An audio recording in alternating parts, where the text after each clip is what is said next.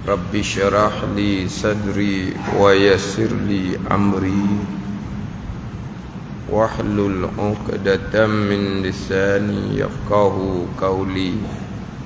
Subhanaka la ilma lana illa ma 'allamtana innaka antal alimul hakim.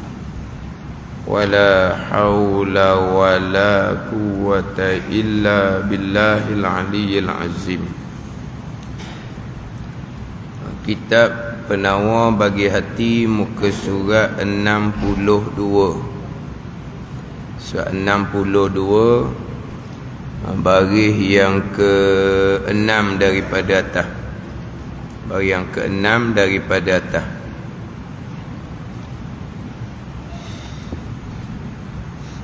Qala al-muallifu rahimahullahu ta'ala wa nafa'ana bi'ulumihi amin.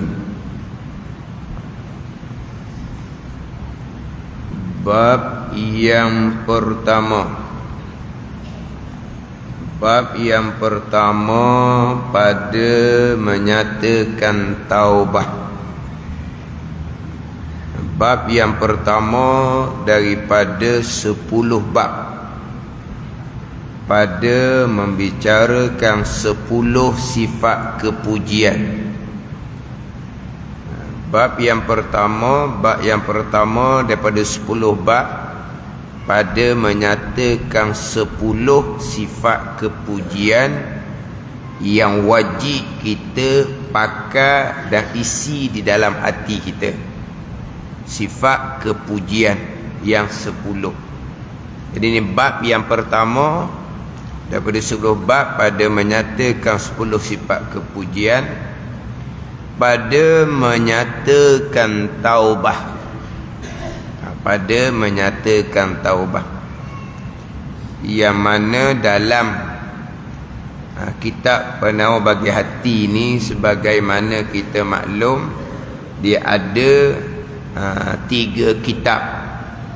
Kitab yang pertama pada membicarakan berkaitan dengan 7 anggota zahir. Kitab yang kedua pada menyatakan 10 sifat kecelaan pada syarak. Sekarang masuk kepada kitab yang ketiga pada menyatakan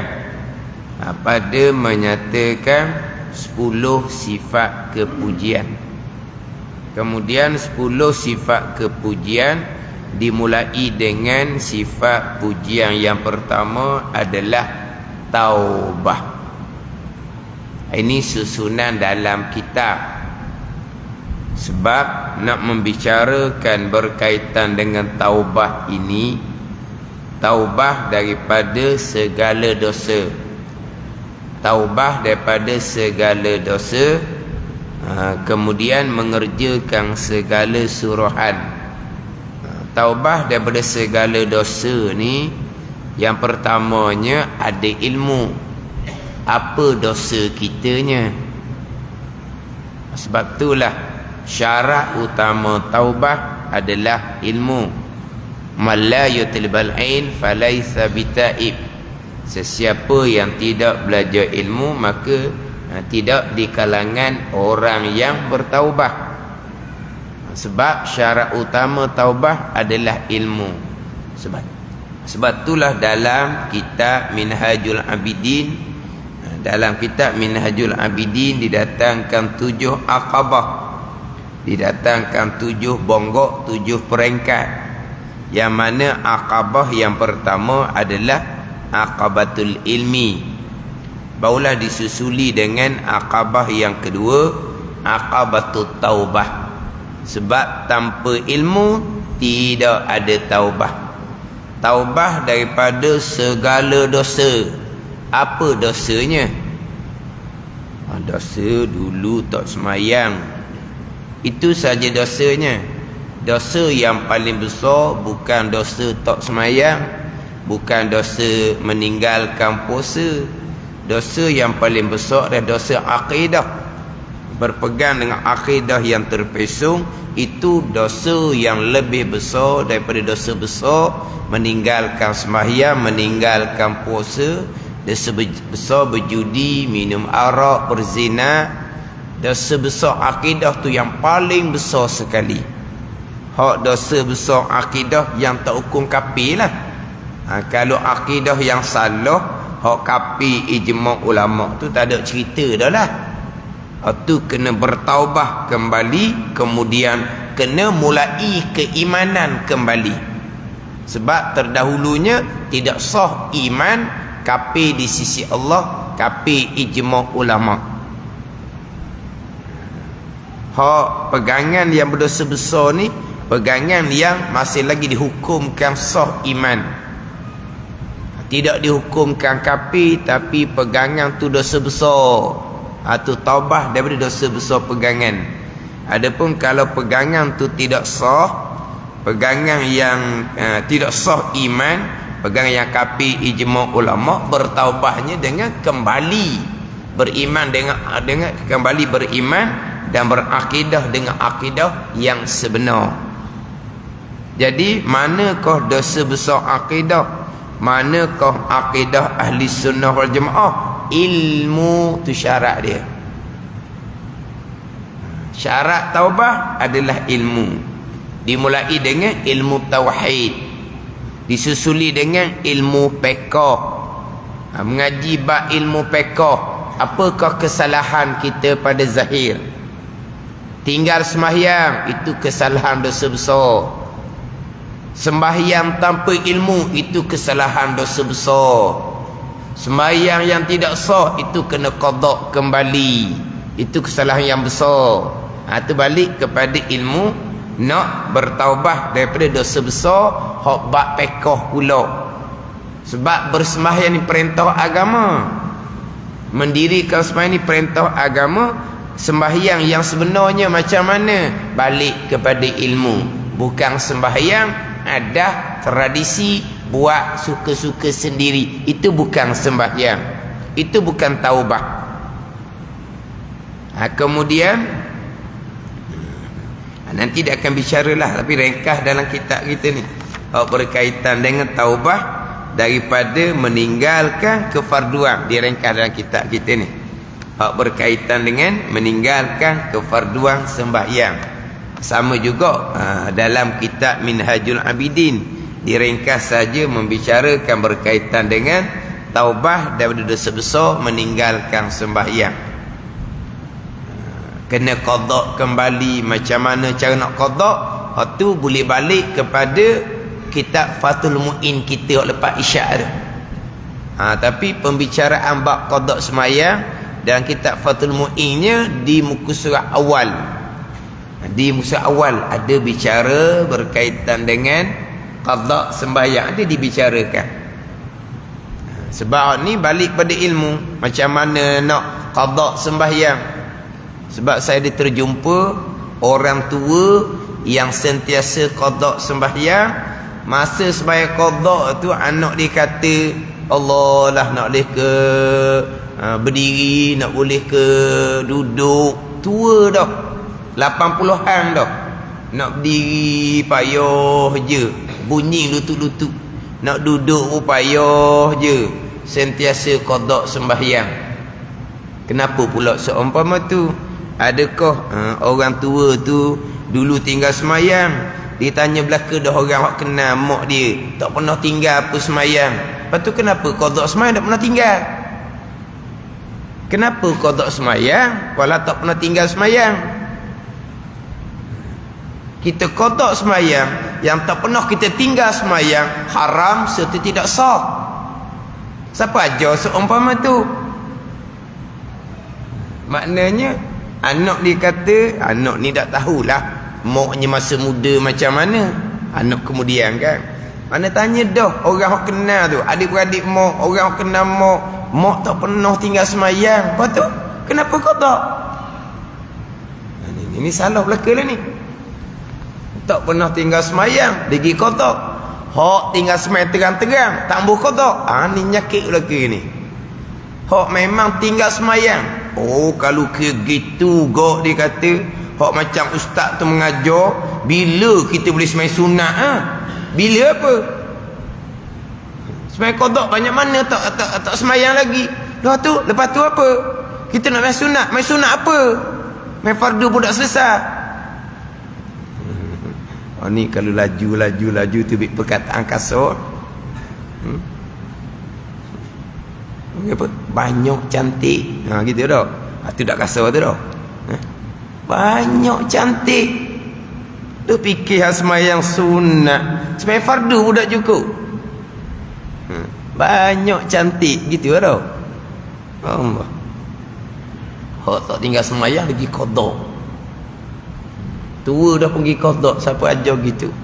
Hak memang tinggal semayang, kih qada, siapa tak mau belajar dah. Tak belajar, tak masuk kelas. Apa? Kalau ikut orang tu, bila kita boleh main sunat? Jenis peseng gitu. Tapi balik kepada ilmu. Balik pada ilmu boleh. Kemudian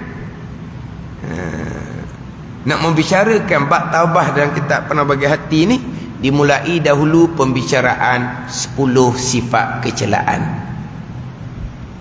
Bertaubah daripada 10 sifat kecelaan. Ini susunan kita. Belajar ilmu tauhid, pegangan yang terpesong, wajib taubah segera dan berpegang dengan akidah sebenar. Pegangan terpesong, balik pada ilmu. Berpegang dengan akidah sebenar, balik pada ilmu. Bertaubah daripada dosa besar meninggalkan semayang, maka nak bersemayang, balik pada ilmu. Dosa besar kerana mengekali jahil fardu ain dalam bab semayang, kena taubah tu pula. Nak pergi kepada taubah daripada maksiat batin tasawuf pula. Jadi kita Pernah Bagi Hati mulai pembicaraan 10 sifat kecelaan, barulah bicara berkaitan dengan taubah segala dosa, termasuk dosa-dosa besar daripada sifat-sifat mazmumah. Ini susunan dia. Tapi yang kita duk belajar ilmu tauhid ke ilmu fiqh ke ilmu tasawuf ke, kita belajarnya serentak. Dalam kita belajar itulah kita bertaubah dengan Allah Subhanahu wa taala. Bahkan kita belajar itulah di antara taubah yang besar bagi kita. Kita belajar tu adalah taubah yang besar bagi kita. Syarat utama taubah adalah ilmu, belajar fardu ain. Yang kita duk belajar itulah taubah. Taubah mana ni? Yang pertama, taubah daripada dosa besar mengekali jahil fardu ain. Dosa besar mengekali jahil fardu ain ni, malaikat catat bermula daripada umur baligh. Dosa besar mengekali jahil fardu ain, bukan dosa kecil. Jadi belajar ni lah rukun taubah daripada dosa besar mengekali jahil fardu ain. Dan belajar ni kita pun tahulah mana pegangan yang terpesong, mana pegangan yang sebenar. Kita pun bertaubah daripada pegangan terpesong. Macam mana semayang yang sebenar, macam mana semayang hak tidak mencukupi syarat rukun, kita bertaubah daripada semayang tidak sebenar. Kemudian manakah sifat-sifat kecelaan dalam kita belajar, kita pun bertaubah daripada dosa besar, sifat-sifat kecelaan, riya, ujub, takabur dan hasad. Jadi belajar inilah taubah kita dengan Allah Subhanahu wa taala. Belajar mana? Belajar fardu ain. Belajar fardu ain untuk melepaskan permulaannya daripada dosa besar jahil fardu ain.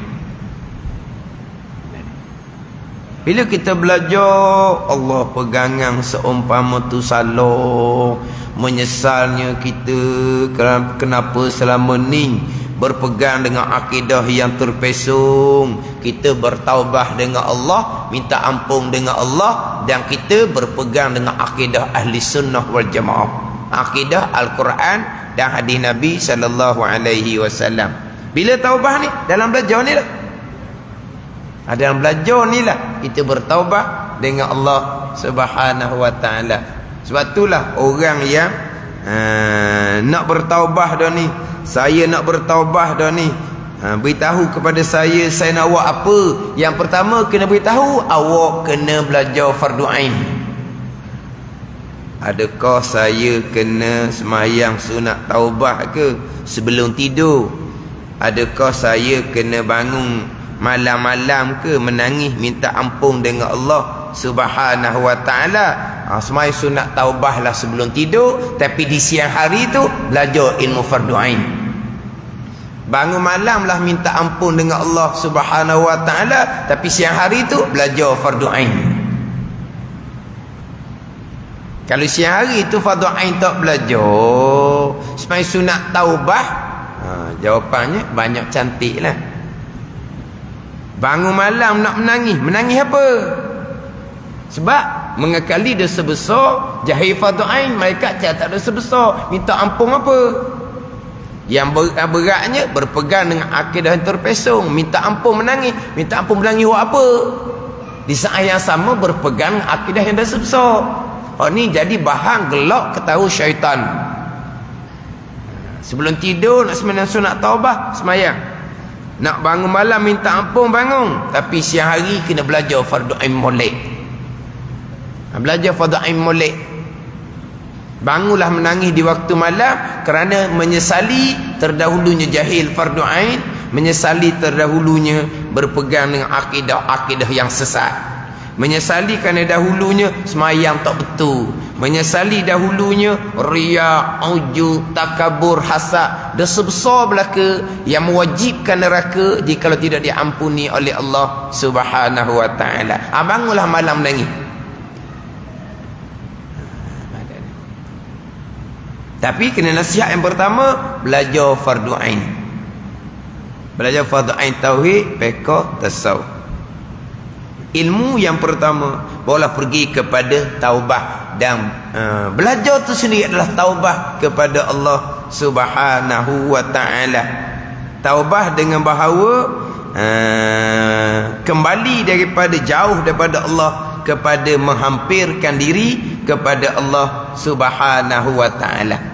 Taubah ni kembali daripada jauh daripada Allah kepada hampir kepada Allah Subhanahu wa taala. Itu makna taubah. Dia dalam kitab ni tak sebutlah apakah makna taubah. Di taubah ni taba yatubu taubatan. Dari segi lughahnya dengan makna ar-ruju', kembali. Itu segi bahasa Arab lah. Dari segi istilah syarak, taubah ni ar-ruju' minal bu'di anillah ilal qurbi ilaihi subhanahu wa ta'ala. Itu makna taubah, kembali daripada jauh daripada Allah Subhanahu wa taala kepada hampir kepada Allah Subhanahu wa taala. Kembali daripada jauh daripada Allah dengan jahil fardu ain, dengan pegangan yang terpesong, dengan tidak sembahyang, dengan sembahyang tanpa ilmu, jauh daripada Allah dengan riya, ujub, takabur, kembali kepada menghampirkan diri kepada Allah dengan berpegang dengan akidah yang sebenar, dengan sembahyang yang sebenar, dengan bersifat-sifat hati yang baik. Itu kembali menghampirkan diri kepada Allah Subhanahu wa taala. Itu taubah. Kembali daripada jauh daripada Allah kepada menghampirkan diri kepada Allah Subhanahu wa taala. Itu makna taubah. Ketahui olehmu bahawasanya taubah itu, dia tidak datangkan takrifan taubah. Dia cuma pergi kepada kedudukan taubah tu. Ketahui olehmu bahawasanya taubah itu permulaan jalan bagi sekalian yang menjalani akan jalan akhirah. Permulaan jalan. Taubah ni permulaan jalan. Jalan pengabdian diri kepada Allah Subhanahu wa taala. Permulaan jalan pengabdian diri kepada Allah Subhanahu wa taala.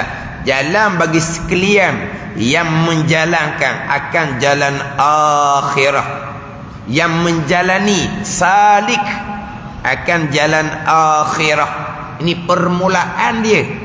Permulaannya adalah taubah. Tu permulaan jalan pengabdian diri kepada Allah Subhanahu wa taala.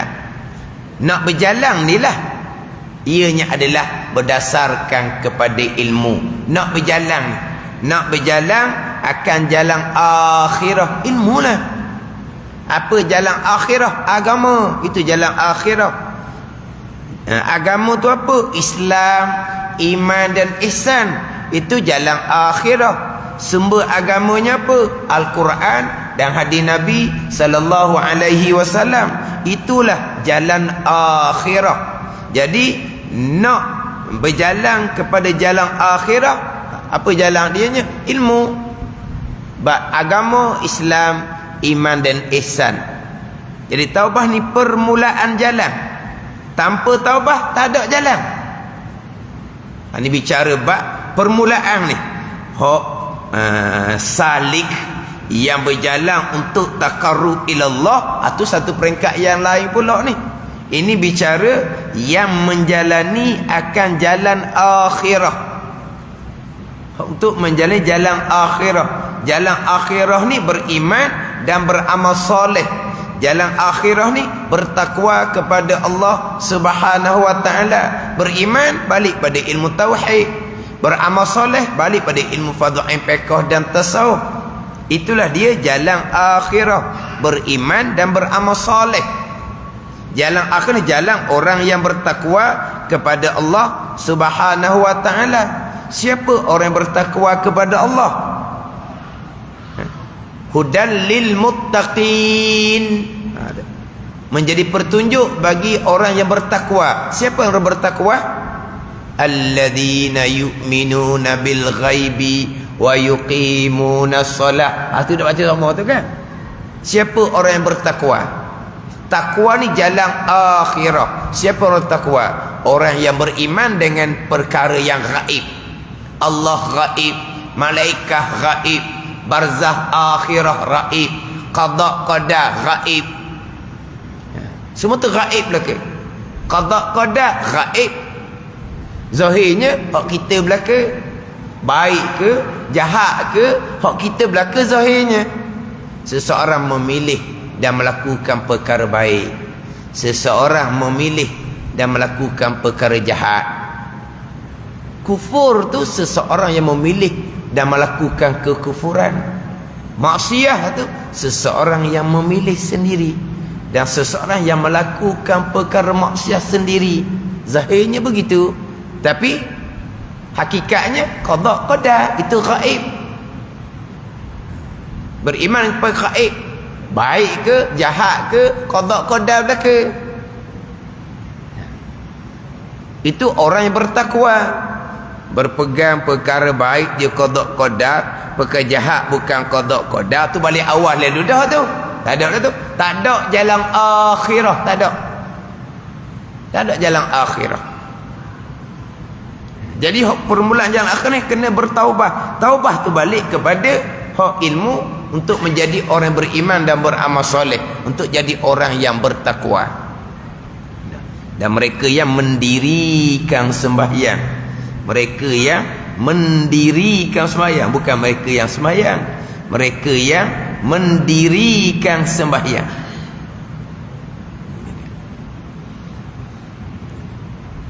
Jadi taubat ni permulaan jalan bagi orang yang sekalian yang menjalani akan jalan akhirah. Dan anak kunci bagi tuah sekalian murid. Anak kunci miftah bagi tuah sekalian murid. Murid ni orang yang berkehendak menghampirkan diri kepada Allah Subhanahu wa taala. Murid ni orang yang berkehendak menghampirkan diri kepada Allah Subhanahu wa taala. Salik ni orang yang sudah berjalan kepada jalan akhirah. Wasilun orang yang sudah sampai kepada taqarrub ilallah. Dia ada peringkat dia. Jadi permulaan jalan bagi orang salik adalah taubah. Anak kunci bagi tuah sekalian murid adalah taubah. Tak ada taubah, tak ada jalan akhirah. Tak ada taubah, tak ada orang yang murid, orang yang menghendaki menghampirkan diri kepada Allah Subhanahu wa taala. Orang yang menghendaki, orang yang mahu nak jalan akhirah. Anak kuncinya apa? Anak kuncinya taubah. Tanpa taubah tak ada hak jalan akhirah. Bukan orang yang nak jalan akhirah. Murid ni orang yang nak berjalan akhirah. Orang panggil murid. Anak kuncinya apa? Anak kuncinya taubah. Syarat utama taubahnya apa? Ilmu. Kita nak akhirat. Kita nak akhirat, nak dapat untung akhirat, nak dapat tuah pada hari akhirat, nak dapat balasan baik pada hari akhirat. Anak kuncinya ada kedak. Anak kuncinya taubah. Syarat utama taubah adalah ilmu. Ada. Orang nak belaka, murid belaka. Murid ni orang yang nak berjalan akan jalan akhirah. Orang nak jalan-jalan agama, nak belaka. Kita nak berjalan agama, kita nak bawa keluarga kita pada jalan agama, kita nak bawa keluarga kita pada jalan agama, kita nak kepada jalan agama. Anak kuncinya apa? Taubah. Syarat apa taubahnya? Ilmu.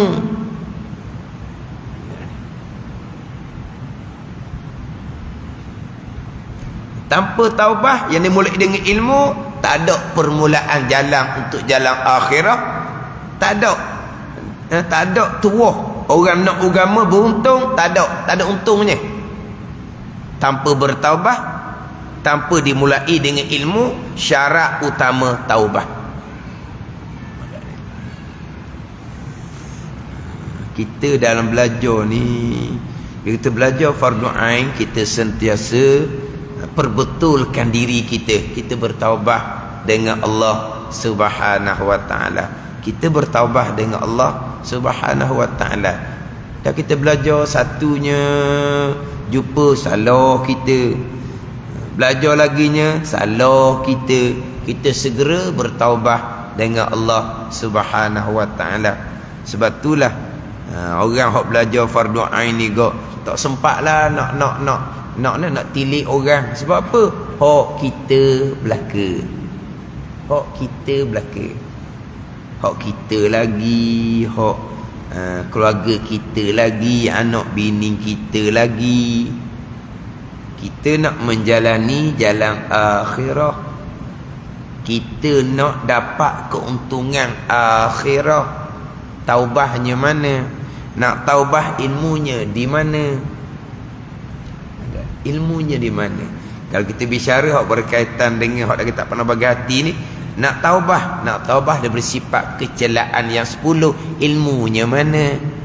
Nak taubah daripada dosa mata, dosa telinga, dosa lidah, dosa perut, dosa faraj, dosa tangan dan kaki. Hak di permulaan kitab Nagati ni, nak taubahnya macam tak belajar. Ni. Sebab itulah bicara bab hak anggota zahir yang 7, bicara bab sifat kecelaan yang 10, bicara bab taubah. Bicara bab taubah. Tapi sebelum bicara bab ilmu tasawuf ni, bicara fiqh. Bab semayang contohnya. Sebelum bicara bab semayang, bicara bab taubah, bicara bab tauhid, bab akidah. Ini susunan, kita jangan salah faham. Kita belajar serentak. Susunan dia begitu. Jangan ada orang dia saja je. Dia buat saja nak. Yalah, ada masalah lah tu. Maknanya sebelum pandai sifat 20, jangan belajar lagi bab semayang. Ada ustaz ngajar gitu dia kata. Duk tekan sifat 20, sifat 20. Itu ilmu yang pertama. Jadi kita dah belajar lagi bab semayang. Berapa dah sifat 20 tak pandai lagi. Saya belajar lagi bab semayang. Orang buat ceritanya, tak belajar bab semayang macam mana lah. Banyak kelas kita ajar bab semayang. Tak belajar bab semayang macam mana. Bukan saya ajar kelas tu sifat 20 belaka. Banyak kelas bab semayang. Kenapa tak belajar bab semayangnya?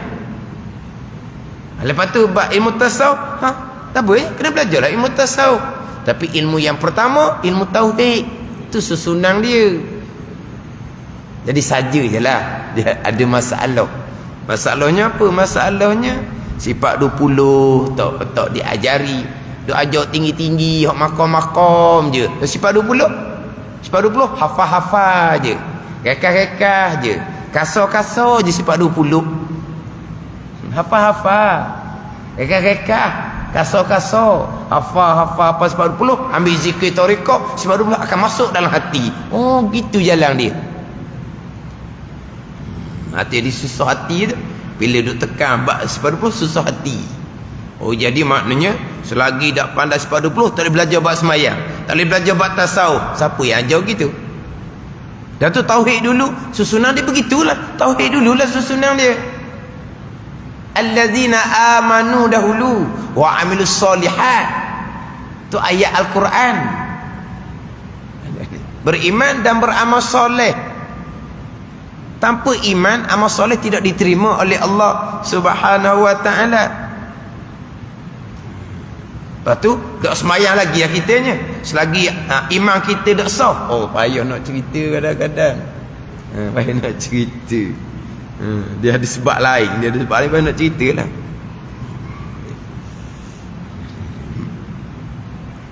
Di taubah permulaan jalan bagi sila yang orang yang menjalani akan jalan akhirah. Dan anak kunci bagi tuah ni beruntung sekalian murid, sekalian orang yang berkehendak kepada jalan akhirah, yang berkehendak kepada taqarrub ila Allah Subhanahu wa ta'ala. Dan bahawasanya taubah itu wajib ia dengan bersegera daripada segala dosa, sekalipun dosa kecil. Dan bahawasanya taubah itu wajib ia dengan bersegera.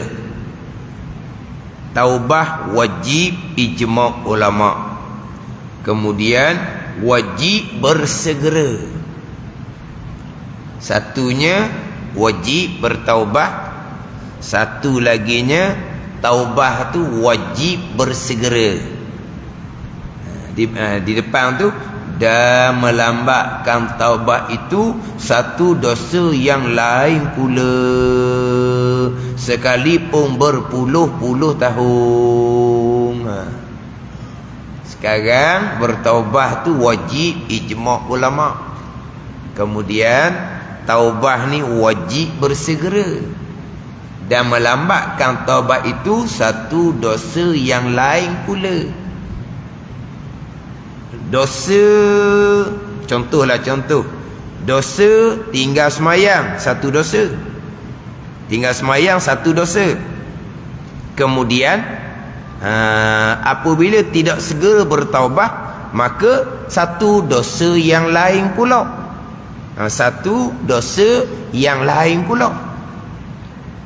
Ada ni. Apabila bertaubah kemudian daripada dosa kerana meninggalkan semayang, dia kena ada dua taubah. Dia akan cerita di bawah tu. Satunya taubah daripada dosa tinggal semayang, satunya taubah daripada dosa melengahkan taubah. Dosa lain tu. Ada ni. Dosa lain. Satu dosa yang lain. Maka dosa tu akan yatadha'afu, dia panggil, akan berkembang ke apa? Akan satu dosa lah, satu dosa.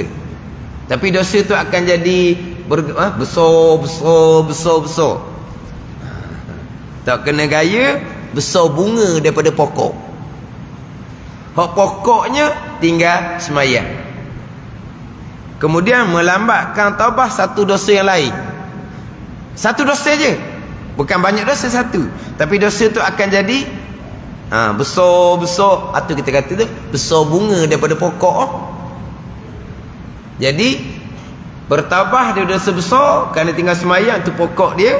Kena bertabah dia dosa besar daripada satu dosa kerana melambatkan taubah. Puluh-puluh tahun ni melambatkan taubah ni. Dia tinggal semayang, satu dosa besar. Dosa besar tak berkembang dah.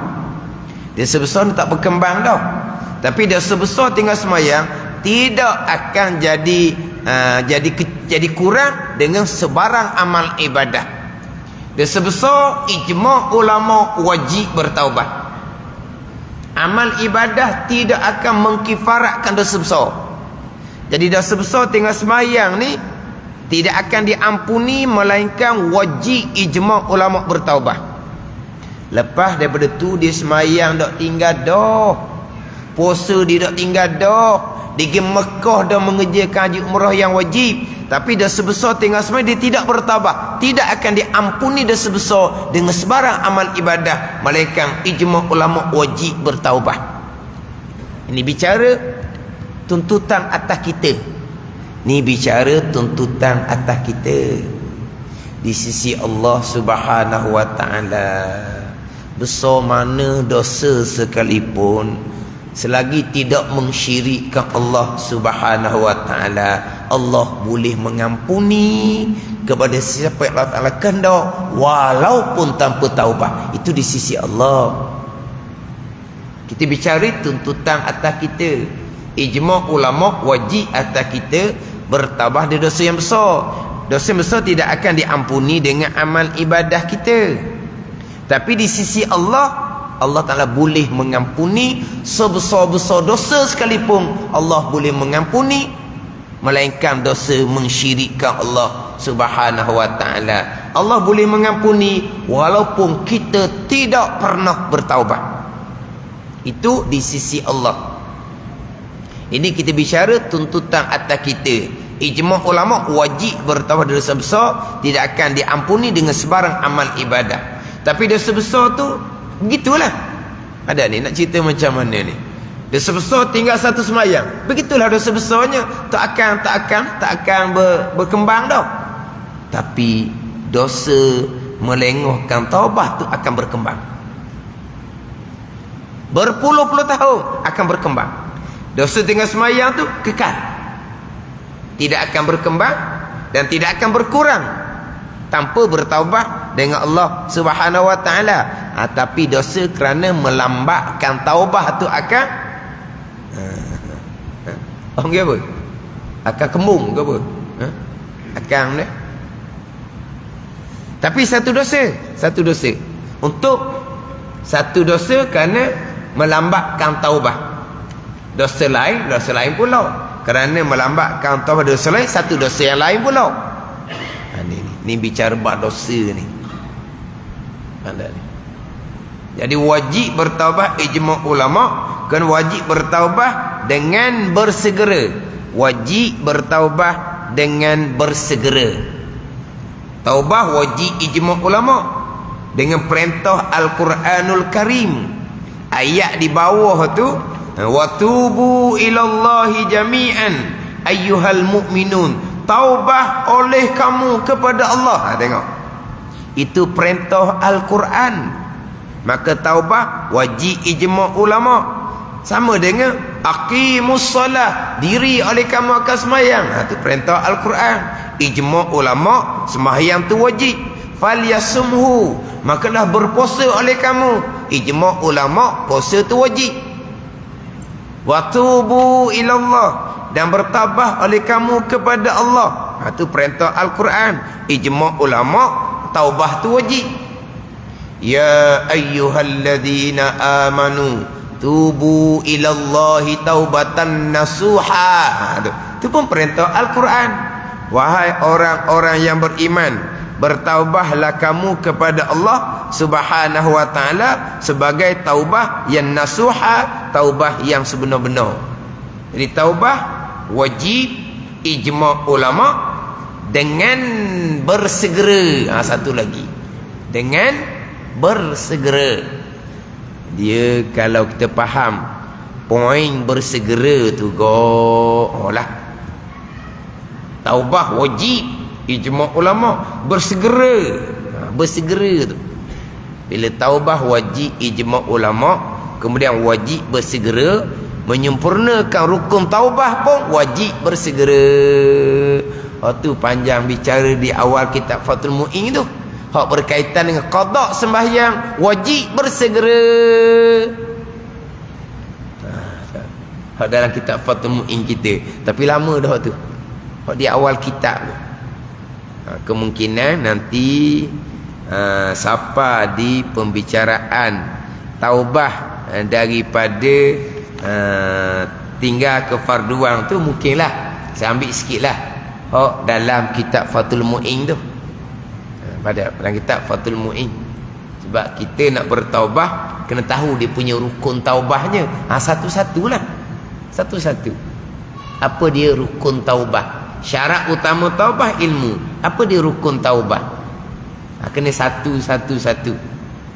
Ini hak fardu ain kepada kita belaka ni. Kemudian taubah ini adalah sifat mahmudah yang pertama. Taubah dia panggil ketaatan batin. Jelas kan? Taubah adalah ketaatan batin. Ni kita bicara sifat mahmudah ni. Taubah adalah ketaatan hati. Maka rukun taubah pun hati. Nabi kata at-taubatun nadamah. Taubah ialah menyesal. Menyesal duduk di mana? Ni, di hati. Bukan duduk di mulut, di hati. Itu rukun utama taubah. Kemudian hati kena azam pula, tidak akan mengulangi kembali dosa tu. Azam pula di hati, tidak akan mengulangi. Pun hati. Itu taubah. Ibadah hati. Ketaatan batin. Hak ni pun terkadang tanpa ilmu tak kena taubah. Apa dia taubah? Kena perbanyakkan istighfar. Taubah wajib ijma' ulama. Istighfar apa hukum? Kita perbanyakkan istighfar apa hukum? Sunat, itu zikir lisan. Itu zikir lisan. Disunatkan perbanyak istighfar. Itu zikir lisan.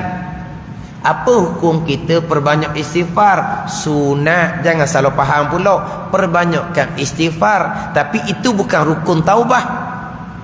Banyak mana istighfar sekalipun, jutaan istighfar sekalipun, tapi kalau rukun taubah tidak dilengkapkan, tak panggil taubah pun. Ada orang faham pula semayang sunat taubah.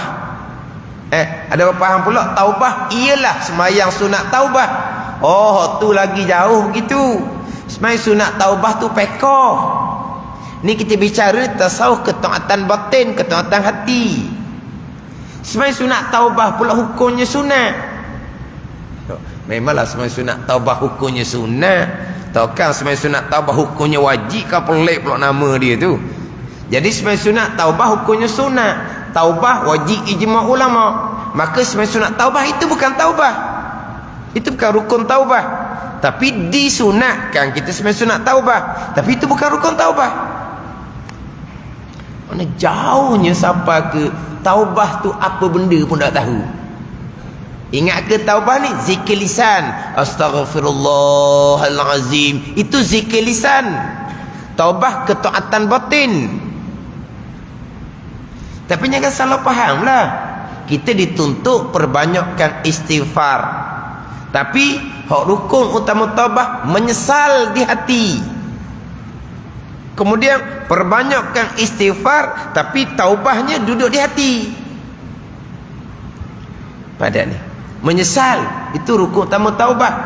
Tapi perbanyakkan istighfar, jangan salah faham. Tapi kalau istighfar tidak ada sesalan di hati, tak panggil taubah. Kemudian nak sesal di hati daripada apa? Daripada dosa-dosa besar. Apa dosa-dosa? Balik kepada ilmu. Itu jalan dia. Itu jalan taubah. Dan insya-Allah lah kita ni memang sentiasa dengan ilmu. Kemudian kita sekarang ni nak tahu pula apa dia rukun taubat. Nak tahu hukumnya wajib ijma' ulama, wajib bersegera. Apa dia rukun taubah pula? Dosa pula, dosa ada berapa jenis dosa? Satu jenis dosa tu apa rukun dia? Ni ilmu yang kita duk pelajari. Maknanya kita dalam belajar fardu ain, kita dalam bertaubat kepada Allah Subhanahu wa taala. Dalam kita belajar fardu ain inilah dalam kita bertaubat dengan Allah Subhanahu wa taala. Jadi hukum taubah wajib ijma' ulama. Kemudian kewajipan taubah ni wajib dengan bersegera daripada segala dosa, sekalipun dosa yang kecil. Dosa yang kecil pun wajib bertaubah juga, atas pandangan muktamad, atas pandangan kebanyakan ulama. Ada pandangan ulama menyatakan bahawa dosa besar wajib bertaubah, dosa kecil dengan kita perbanyakkan amal-amal kepada Allah. Nabi memerintahkan watbi'il sayyi'atal hasanatamhuha. Nabi kata iring oleh kamu akan kebajikan, iring oleh kamu watbi'is sayyi'atal hasanata, iring oleh kamu akan kejahatan, akan kebaikan. Nescaya kebaikan akan menghapuskan dosa kejahatan kita yang kita lakukan. Ini dosa-dosa kecil yang tidak berkait dengan anak Adam, tak wajib bertaubat pada setengah pandangan. Cukup dengan kita perbanyakkan amal ibadah kepada Allah Subhanahu wa taala. Tetapi pandangan muktamad, pandangan kebanyakan ulama, daripada segala dosa wajib bertaubat dengan bersegera, sekalipun dosa kecil. Dosa kecil pun wajib bertaubat juga. Ini pandangan yang muktamad, pandangan kebanyakan ulama. Dan melambatkan taubat itu satu dosa yang lain pula, sekalipun berpuluh-puluh tahun lamanya melengahkan taubat. Bersalahan bagi Mu'tazilah. Ada Mu'tazilah pula sininya, yang berkata mereka itu dengan berbilang-bilang dosa melambatkan taubat itu dengan sebab panjang masa. Mu'tazilah melambatkan taubah bukan satu dosa yang lain, bukan satu dosa. Maknanya kalau berpuluh-puluh tahun melambatkan taubah, dosa melambatkan taubah tu sudah jadi trilion dah kali. Dah. Ahli sunnah melambatkan taubah satu dosa, tapi dosa tu akan jadi besar dengan melambatkan taubah. Mu'tazilah dah melambatkan taubah tu, dosa akan berbilang-bilang. Satu dosa, setiap saat dosa akan satu. Dosa apa? Dosa melambatkan taubah. Contohnya tinggal semayang, dosa stokor tu tak gerak dah. Melambatkan taubah ni satu dosa. Tu kata trilion tu. Tak disebut bilion dah, trilion dah. Dah? Setiap saat satu dosa kerana melambatkan taubat. Ini di sisi Mu'tazilah. Di sisi Ahlussunnah melambatkan taubat satu dosa, tapi dosa itu akan tetapi berlebih kurang besarnya dengan berlebih kurang masa, berlebih kurang panjang masa melambatkan itu. Hati Ahlussunnah. Jadi mana satu dosa, tapi dia akan bertambah besar kerana melambatkan taubat. Jadi kalau tanpa taubat, dengan mengekali jahil fardu ain, bab dosa tak ada bicara bab dosa dah. Hak dosa besar mengekali jahil fardu ain, dosa besar yang lain. Dosa besar pegangan terpesong, dosa besar yang lain. Dosa besar semayang tak betul, dosa besar yang lain. Dosa besar riak, ujub takut, dosa besar yang lain. Dosa besar kerana melambatkan taubat, dosa yang lain. Dosa kerana tidak zuhud, dosa yang lain. Dosa kerana tidak ikhlas, dosa yang lain. Kalau tidak dimulai jalan agama dengan ilmu fardu ain, tauhid, fiqh dan tasawuf, apa kata orang sekalipun tak ada jalan lain, kita nak jalan agama, melainkan kita belajar fardu ain, tauhid, fiqh, tasawuf. Tak ada lain kok fardu ain, tauhid, fiqh, tasawuf. Macam ilmu agama ni hanya sekadar fardu ain tauhid fiqh. Betul, ilmu agama Allah ni luas. Tapi dimulai dengan ilmu fardu ain tauhid fiqh tasawuf. Ajar fardu ain saja je. Tak apalah kita ajar fardu ain saja, demo ajar fardu kifayah. Sebab demo sudah lepas fardu ainnya. Tak ada masalah. Bahagian masing-masing lah pula ni, tugas masing-masing. Dah sebut fardu ain saja, fardu ain ni kata dia orang ni. Boleh kenal dia ni mari ngaji mana ni. Kalau cakap fardu ain je, tak ada lain dah ni. Dia kata, tak apalah, tak apa. Tak boleh kenal. Jumpa ni cerita sungguh ni, jumpa tempat karantin hari tu. Hari tu jumpa kat karantin. Cakap, dia pun tanya ngaji mana. Oh, kena-kena sama ngaji. Berapa? Cakap tu fardu ain. Dia ni ngaji tempat sama ke? Dia pun tanyalah. Mana pun ni tempat karantin tak kenal, tapi kenal lah lepas tu muka tempat karantin lah mana hari tu. Kenal molek lah. Lepas tu selain pula, sejalan pula. Tapi macam mana jadi dalam ramai-ramai tu pergi cari waktu. Sebab dia cakap fardu ain, dia kata. Masa dengan ramai-ramai, dia ni jadi kenal tu kenapa? Atas nama fardu ain. Siapa gitu benar. Lepas tu lah kau duk kata macam-macam tu. Fardu ain. Macam ilmu agama ni fardu ain saja. Ada? Saya ngaji pondok. Ngaji pondok ni ilmu fardu kifayah. Siapa kata fardu ain saja? Tapi ngajar kampung ni kalau kita tahap kita nak mengajar, tahap kita reti fardu ain, kita ajar fardu ain. Orang nak ngaji fardu kifayah, cari guru hak alim fardu kifayah. Gitu je lah. Ada ni. Tapi tak ada. Kita nak balik pada jalan agama, dahulukan ilmu fardu ain tauhid, fiqh dan tasawuf. Itu jalan akhirah, jalan agama untuk dapat tuah untung pada hari akhirah. Wallahu a'lam. Bismillahirrahmanirrahim. Alhamdulillahirabbil alamin.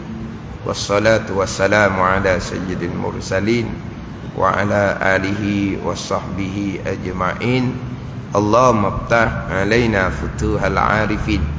Allahumma allimna ilma akdamin wa fahimna famas sabiqin warzuqna ruqat talibin. Allahumma zidna ilma wa alhiqna bis salihin. Wa sallallahu ala sayyidina Muhammadin wa ala alihi wa sahbihi wa sallam. Walhamdulillahi rabbil alamin.